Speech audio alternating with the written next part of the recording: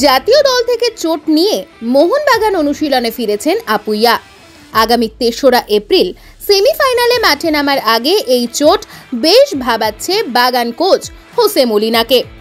বৃহস্পতিবার আপুইয়াকে পায়ে ব্যান্ডেজ বেঁধে অনুশীলনে আসতে দেখা যায়, তবে সেদিন তিনি অনুশীলন করেননি। সাইডলাইনে বসেই সতীর্থদের অনুশীলন দেখলেন। মাঝে শুক্রবার মোহনবাগান অনুশীলন ছুটি দেওয়া হয়েছিল। শনিবার অনুশীলনে ফিরেই রিহ্যাবে নেমে পড়লেন আপুইয়া, যদিও এই দিন খুব বেশিক্ষণ মাঠে থাকতে দেখা যায়নি তাকে।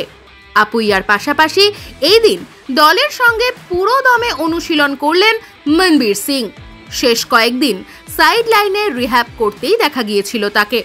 তবে শনিবার থেকে মলিনার সিচুয়েশন প্র্যাকটিসে অংশ নিলেন মোহনবাগানের এই উইঙ্গার।